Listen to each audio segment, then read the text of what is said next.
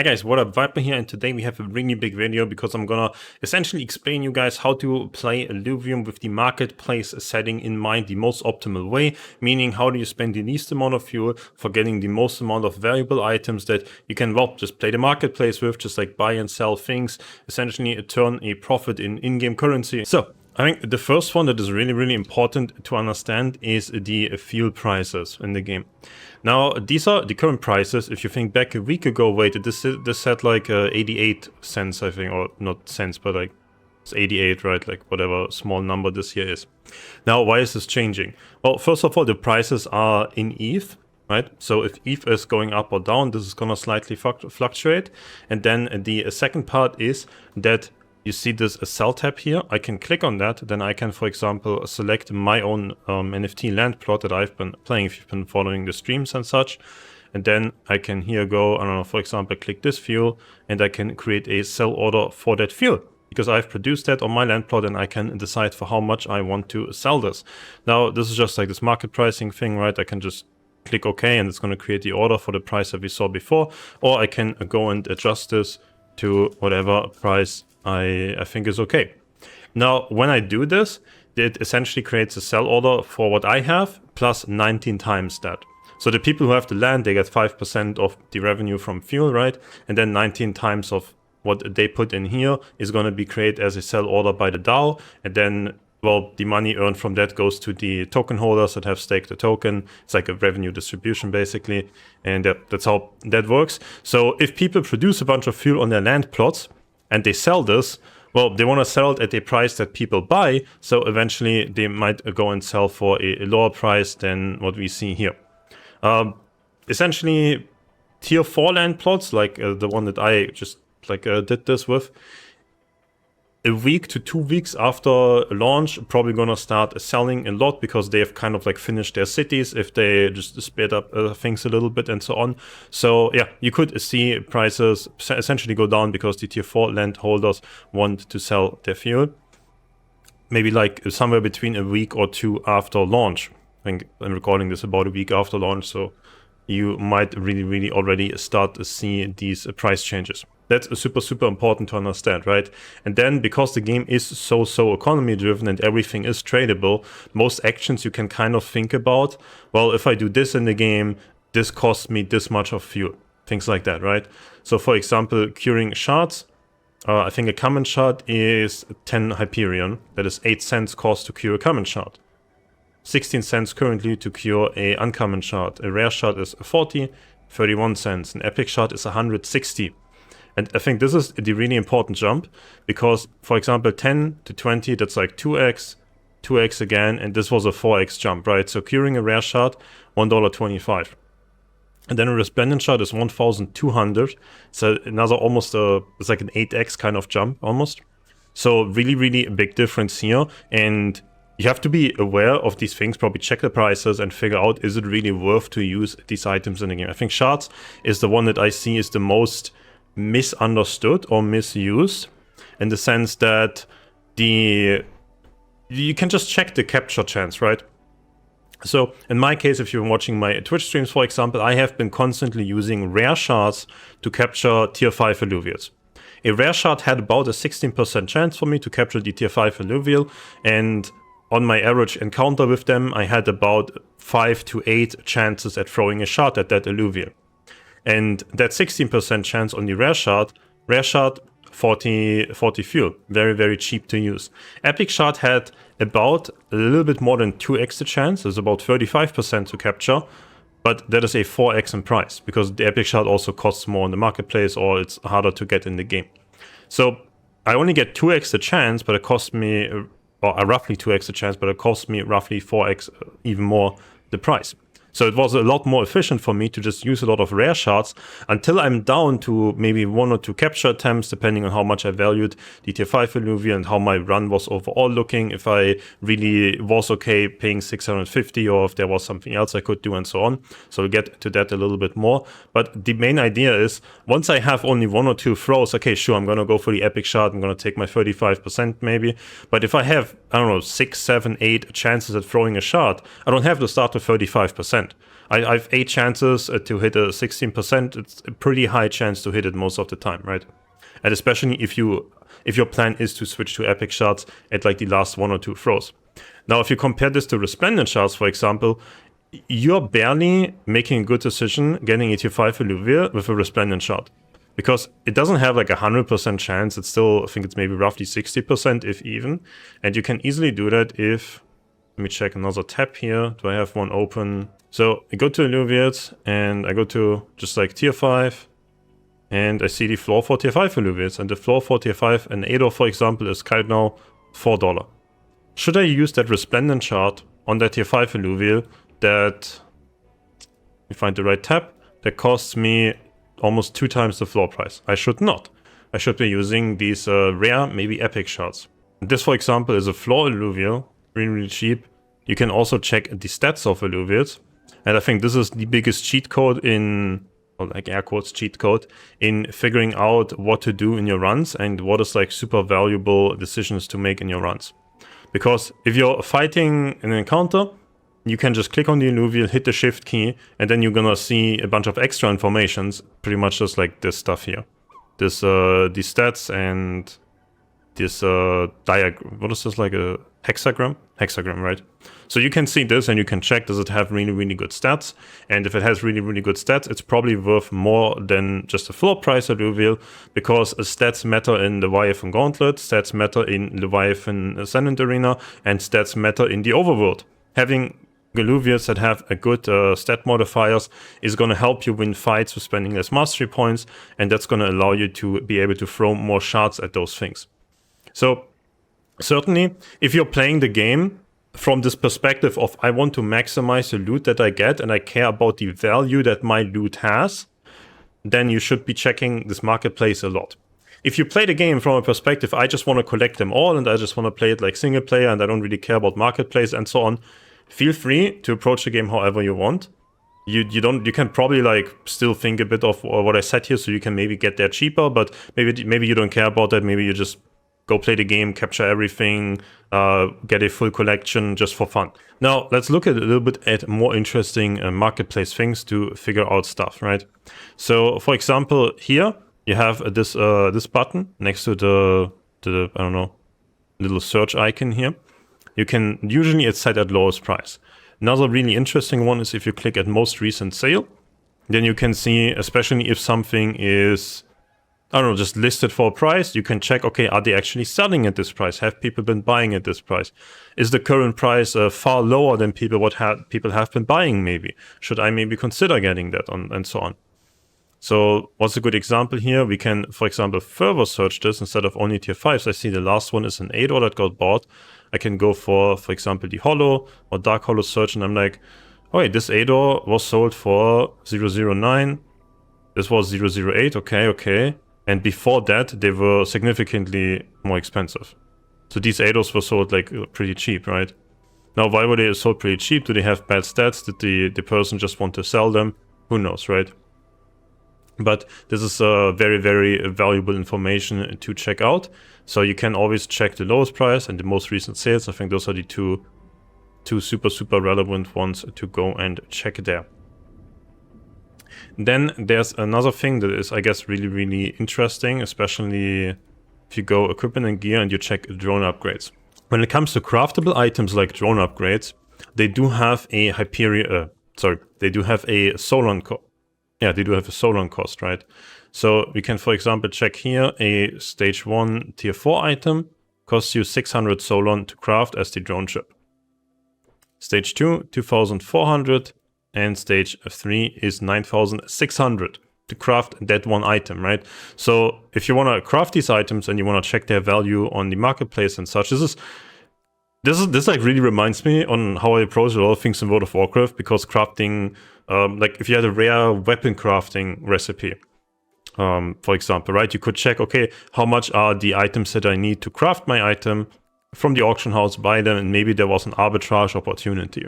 Now, same thing might be a thing here, right? Because the current drone ships on the market might be cheaper essentially as what it is to craft them, or they might be more expensive compared to how much it costs to craft them. So checking back here, we could, for example, just check, okay, tier 4 stage 3 drone ship.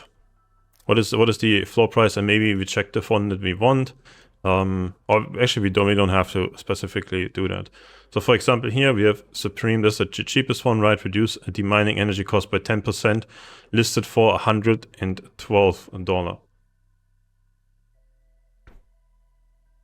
Now we can go back to the fuel exchange, and we have learned that we need Solon fuel for that, right? And it was 600, and then 2,400, and then 9,600. So altogether, it's 12,600 Solon that crafting that ship alone in fuel is gonna cost you. That is $99. So it's $99 plus the materials to make that drone ship. If you want to make that drone ship, you're probably better off buying this and then going and crafting it in the game and using your Solon for it. Now, why is this listed, for example, at this price? Well, maybe the person just wants to sell it, or who knows what. The drone ships also have these substats in the game, right? And the substats are just a random attribute. Now, on the current marketplace interface, I think there were some issues with that, so it's been removed. You can't actually see this random attribute. So maybe assume if like a drone ship is really cheap, the random attribute is probably just a bad one. And that is kind of a really annoying thing, because it would be super valuable to know that, right? Like some drone ships are just like really good. Some drone ships are really, really not so good. For example, I can put mine over here. I have a mining cost of capture power, mining cost duplicate ore, and mining cost of double mining cost. Double mining cost probably the best one, so I could list this, for example, for more, and these are probably for less.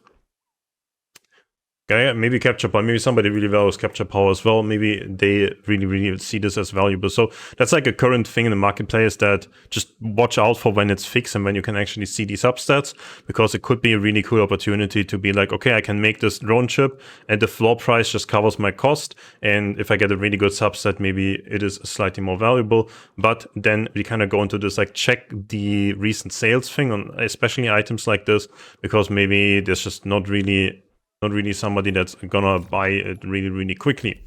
On another note, you could even check this, right? Because sometimes maybe people, I don't know, want to sell items because they have to, or I don't know, whatever reason.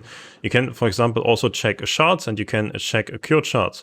So here you see a cured resplendent shard for $8.75. I keep clicking the wrong thing.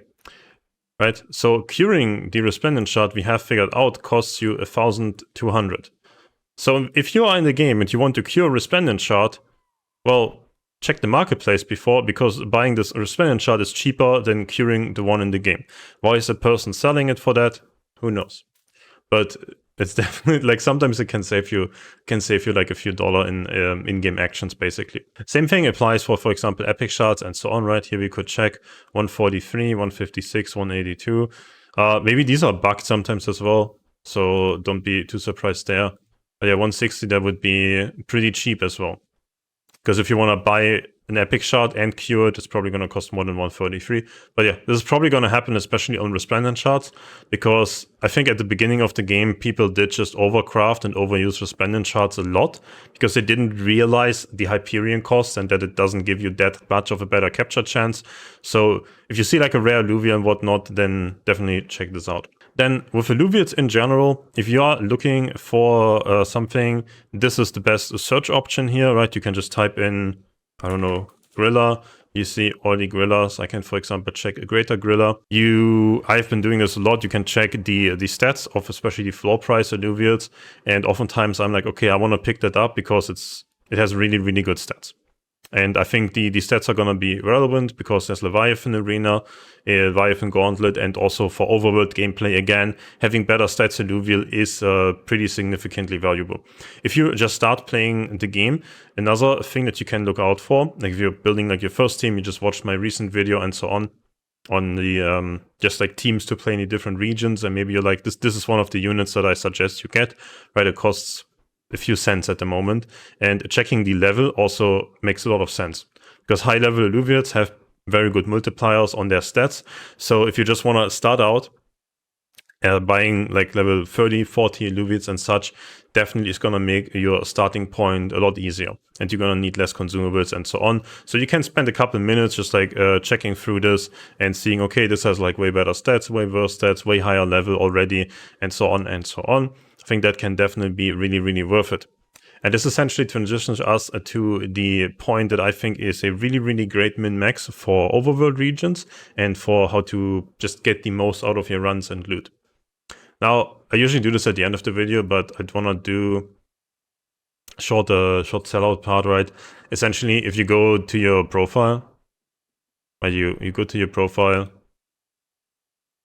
and you go to account settings, there is a referral code and you can add a referral. If you add a Viper, I would greatly appreciate that. Essentially just making like a little bit of money / going break even on YouTube is really cool for me. YouTube is pretty much just a net expense because I don't have the time to edit myself and design thumbnails myself, nor do I have the skill set for those things. So videos do cost me some time and some money, and yeah, I would appreciate if you guys can support me by just putting that referral link in there. And when you spend money in the game, then I get a little bit for that. I think I have a tab open with this. This is like the Illuvium creator program thing. Let's refresh this real quick. So you guys so far have spent $1,300 in the game using my code. I really, really appreciate that. That's currently worth like 40 bucks. If I reach this next commission tier, then instead of 3%, it's going to give 7.5. So then it's like 75, no, it's like $100 or something at that point. So that's really, really cool. I appreciate if you guys like the content and then just use my ref link for that. Now, speaking about the in-game and the runs and what you can min-max, that I think is one of the biggest min-max things essentially, is checking the stats of Aluvials that you're fighting. So let's just jump into a stage 1 travel real quick here, and I will elaborate further on what exactly you guys can do there. I think many people are not aware of this yet. So especially at the moment, it definitely does make a very, very big difference. This is also probably the biggest thing where you can essentially decide to spend more time in your runs, and you can min-max a lot further than many are aware of. Essentially, these runs, if you really, really want to min-max, they do cost a great deal of time, honestly. Because you can jump into these encounters for free, right? It costs you nothing. And you can fight pretty much every single encounter on the map if you really want to dedicate a lot of time to that. And every time you jump into these encounters, you can go right-click the Aluvial, and you see these stats and everything here, and then you hit the Shift key on your keyboard, and then it shows you this like hexagram. And at first I saw 150 mega power. I was pretty hyped because it's a bit harder to see resistance and HP, and then we see, oh, nope, it's not a good one. Can check here. It's not really a good one either. Can check here. Oh, this is a really good one. I definitely want to capture this. Has max out resistance, max out HP, max out Omega power. Those are the 3 most important stats for this line of Aluvial. For Archie, because it's like a tank / healer, right? It's not really a damage dealer, doesn't really need these. So this is a great find. This is really, really good. Like way more, worth way more than a floor, essentially. Another interesting thing about this stat wheel, by the way, if you just go to the Luvidex and, for example, I don't know, we click on Holo Archie, I think I had searched for those at some point, you can see the multipliers of levels here. Now, because it's an Archie, it's a level 1/1. So I have a tab with the Gorillas open as well, right? Gorillas, we figured out they have to at least be level 20 because they don't exist at a lower level. And you can check here the health, just hover over it, and it tells you base, health bonus via level, health bonus via modifier. And it does the same for all these other stats. Now, the super interesting thing is, I think movement speed is kind of like a whatever stat. Tanks benefit of movement speed, but it's not the main thing. Rogues benefit of movement speed as well, I believe. Melee damage dealers literally negatively impacted by it. If you want to know more about that, probably just check out some of my PvP and positioning guide videos. That's going to explain that very thoroughly. But the relevant thing that I wanted to note here on the stat wheel, and this like stat hexagram, is attack speed does not have a level modifier. So this is essentially the most valuable stat to have on the modifier for your damage dealing auto attack based Aluvials, because you cannot get it via levels. You get a lot of bonus XP via bonus HP via level, you get bonus resistance, bonus Omega power, all of those things, bonus attack damage, they all get increased very heavily by levels. Attack speed doesn't. So having maxed out attack speed with this modifier on Aluvials that are damage dealers, that is really, really important. So now I think we saw on this Atlas, for example, it has maxed out attack speed, but it's an Atlas, it's not a damage dealer, so this doesn't really help us a lot. If this would be, for example, a rogue or a fighter Alluvial, very, very good. And even though the other stats are not super good, I would consider just getting it, because if somebody is on a budget maybe, but wants to play Leviathan or wants to play Overworld with slightly stronger, but not the best optimal thing, that attack speed stat is going to be the most valuable thing, and they will probably just filter for maxed out attack speed and then neglect the other stats, because with levels they can catch up on those. Now I've been just using this team like I elaborated in the last video a lot. It is an okay team for this strategy, but you can also adapt your team to be like really specific for this checking every encounter in the map. If you lose Alluvials to fight, they lose integrity, which you can restore with ring nuts, so you could just farm the free-to-play zone, get a bunch of ring nuts, and you can fight every encounter anyways. You could also just not play Alluvials, you can escape and so on, that costs you more time. The other option is you just have a bunch of like high-level Alluvials that maybe plus your ranger and like a good weapon and a good suit can just take out these fights by themselves. Or in the stage 2 or 3 travel. Stage 3 is probably harder. Stage 3 you might really want to like resort to these ring nuts, or maybe have like 2-4 Alluvial teams plus a really strong ranger or something like that. In stage 2s you can probably get away one high level strong Alluvial ranger, strong weapon, strong suit maybe, but you have to like decide that on the fights, and that is the super pinnacle small min-maxing thing. You can also just escape and just fly over on the map again, or you can just use teleporters. Now yeah, let's capture this Archie, why not? This is what I usually do. I use the 2 Predator Alluvials in most of these stage 1 encounters. In general, I've been doing a lot of stage 1 encounters lately, because I think they're really chill to play, and I think you get a lot of really good loot out of them. You get a lot of Alluvials with good stats out of them, because it's pretty easy to just check everything, and you can play like 1 or 2 units, whatever. You have enough stability to check their stats. And I've been really liking these 2 in stage 1. They pretty much win every encounter because they are really high level for me, and 2 Predator, 2 Rogue, just very strong bonus. So you see here, it's not really a problem to just beat any of these encounters really, because check, like this has almost 4000 HP. This one has a bit shittier stats, it's like a pretty weak one, that's why I want to replace it. They still have a really easy time in these encounters. One annoying thing with checking stats is I don't know which Atlas is which. I hope that they change that. The one thing that you can do, because you see here the Atlas, you see their level. If you check before the fight and they have a different level, this is how you can differentiate them if they have different stats. But yeah, I really wanted to get the Archie. So you can see here 62% chance, for example, to capture with the shard, 85% with the uncommon shard. Now the uncommon shard costs me 2 times as much to cure, and it only gives me a 62 to 85% jump.